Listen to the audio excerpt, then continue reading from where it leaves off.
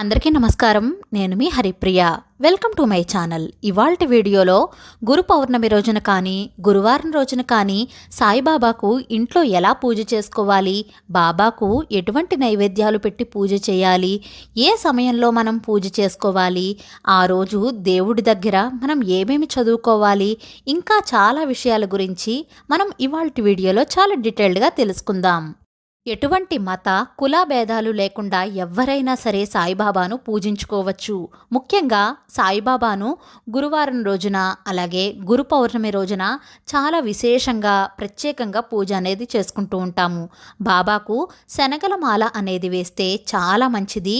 ఎన్ని శనగలతో మాల వేయాలి అనేది వీడియోలో చెప్తానండి.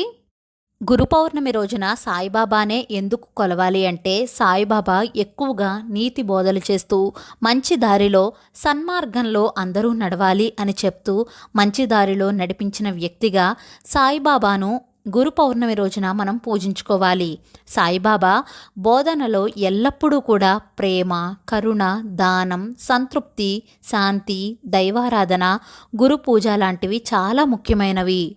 మనకు ఈ 2024 సంవత్సరంలో జూలై 21వ తేదీ ఆదివారం నాడు గురు పౌర్ణమి వచ్చింది. ఇప్పుడు గురు పౌర్ణమి రోజున ఇంట్లో ఎలా పూజ చేసుకోవాలి అనేది చూద్దాం. గురువారం రోజున కూడా ఇలాగే చేసుకోవాలండి.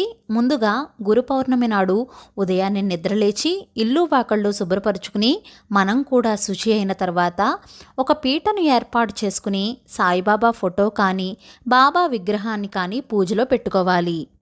పూజకు అన్నీ సిద్ధం చేసుకుని పసుపు గణపతిని కూడా తయారు చేసుకుని పూజలో పెట్టుకోవాలి. దీపారాధనకు కుందులు అవన్నీ సిద్ధం చేసుకోవాలి. కుందులకు గంధం, కుంకుమ బొట్లు పెట్టి అక్షింతలు, పూలు దీపపు కుంది దగ్గర వేసి దీపాన్ని వెలిగించాలి. దీపం జ్యోతి పరబ్రహ్మ, దీపజ్యోతి నమోస్తుతే అని చెప్పుకుంటూ దీపజ్యోతికి నమస్కారం చేసుకోవాలి. ఆచమనం చేసి సంకల్పం చెప్పుకోవాలి. ముందుగా పసుపు గణపతిని పూజ చేసుకోవాలి. వినాయకుణ్ణి షోడశోపచారాలతో కానీ పంచోపచారాలతో కానీ పూజ చేసుకోవాలి. శుక్లాంబరధరం అనే శ్లోకాన్ని చెప్పుకుంటూ అక్షింతలు, పూలు, గంధం సమర్పించి గణపతి పూజను చేసుకోవాలి. తర్వాత ధూపం దీపం కూడా చూపించి నైవేద్యంగా చిన్న బెల్లం మొక్కను కానీ 2 అరటిపళ్లను కానీ నైవేద్యం పెట్టి మంగళహారతి ఇవ్వాలి. ఇక్కడితో వినాయకుడు పూజ పూర్తి చేసుకుని తర్వాత బాబా పూజను మొదలుపెట్టాలి. ఒక ఇత్తడిది కానీ వెండి పళ్ళాన్ని కానీ తీసుకుని ఆ ప్లేట్లో బాబా విగ్రహాన్ని పెట్టి తర్వాత బాబాకు కూడా షోడశోపచారాలతో పూజ చేసుకోవాలి. బాబాకు అభిషేకం చేసుకోవచ్చు. అభిషేకం పంచామృతాలతో అభిషేకం చేసుకోవచ్చండి. పంచామృతాలు అంటే ఆవు పాలు, ఆవు పెరుగు, పంచదార, పండ్ల రసాలు, తేనె, గంధం నీళ్లు, కుంకుమ నీళ్లు, జవ్వాది పౌడర్ నీళ్లు, వట్టివేళ్ల నీళ్లతో కానీ విభూది వేసిన నీళ్లు, సువాసన భరితమైన నీళ్లు అంటే రోజ్ వాటర్, ఇలాంటి వాటితో మీకు ఏది అందుబాటులో ఉంటే వాటితో అభిషేకం చేసుకోవచ్చు. మనస్ఫూర్తిగా సాయినామస్మరణ చేసుకుంటూ ఓం సాయి, శ్రీ సాయి, జయ జయ సాయి అని మనసారా తలుచుకుంటూ అభిషేకం చేసుకోవాలి. అభిషేకం చేసుకున్న తర్వాత ఏకహారతి ఇచ్చి బాబా విగ్రహాన్ని శుభ్రం చేసి గంధం కుంకుమ బొట్లు పెట్టి బాబాకు ఎంతో ఇష్టమైన శనగల మాలను వేసుకోవాలి. ఎన్ని శనగలు తీసుకుని శనగల మాల వెయ్యాలి అంటే 9, 11, 21, 51, 108 వరకు శనగలను మాలగా గుచ్చి వెయ్యొచ్చు. మీ విగ్రహాన్ని బట్టి శనగలను మాల వేయచ్చు. శనగల మాల వేయడం ద్వారా గురుబలం అనేది పెరుగుతుంది. గురుబలం ఎక్కువగా ఉంటే చదువుల్లో రాణిస్తారు, ఉద్యోగం లభిస్తుంది, వివాహం కూడా తొందరగా జరుగుతుంది, ఏ కార్యక్రమం అయినా సరే విజయం సాధించగలుగుతారు. అందుకని గురువారాలు కానీ గురు పౌర్ణమి రోజున కానీ ఇలా శనగల మాలను తయారు చేసి సమర్పించండి. తర్వాత బాబా అష్టోత్తర శతనామావళి 108 నామాలు చదువుకుంటూ పువ్వులతో అక్షింతలతో పూజ చేసుకోవాలి. తర్వాత సాయి చాలీసా, సాయి సచ్చరిత్ర పారాయణ చేసుకోవడం, సాయి కోటి రాసుకుంటే ఎంతో మంచిది. తర్వాత ధూపం దీపం కూడా చూపించి నైవేద్యంగా బాబాకు ఏ నైవేద్యం అయినా సరే సమర్పించవచ్చు.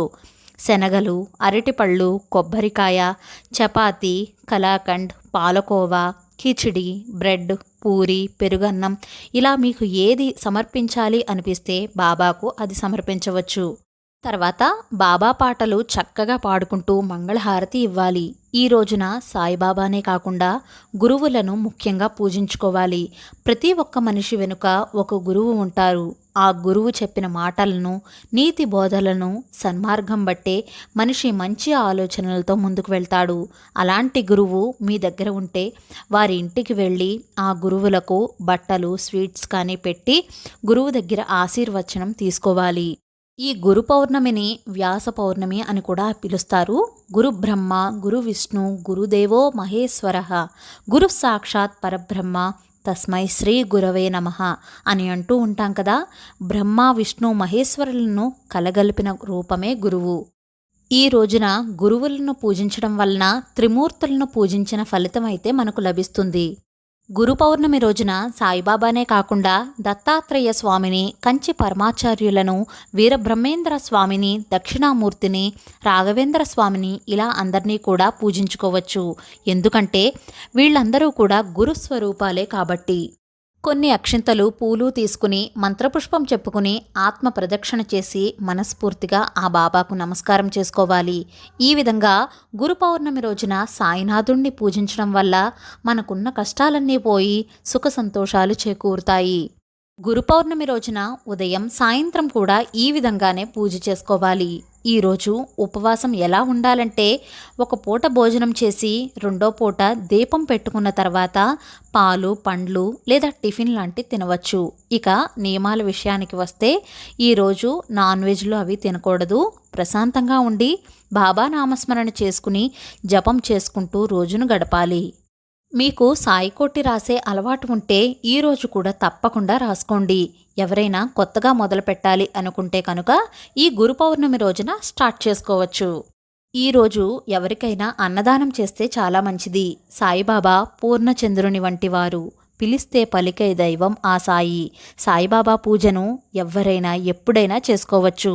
ఆడంబరాలు అక్కర్లేదు, వర్ణవర్గాలతో నిమిత్తం లేదు. బాబాకు కావాల్సిందల్లా భక్తి భావన, శ్రద్ధ మాత్రమే. భక్తిగా పిలిస్తే మన వెంటే తోడుగా నీడగా ఉంటాడు ఆ సాయి. ఇక చివరిగా ఎందరో మహనీయుల జీవితాలకు వెలుగుబాటలు ప్రసాదించిన గురుమూర్తులందరికీ శిరసు వంచి పాదాభివందనాలు. ఈ వీడియో మీకు నచ్చిందా? నచ్చినట్లయితే please like, share, subscribe to my channel. మరో సరికొత్త వీడియోతో మళ్ళీ కలుస్తాను. నేను మీ Haripriya. Thank you for watching.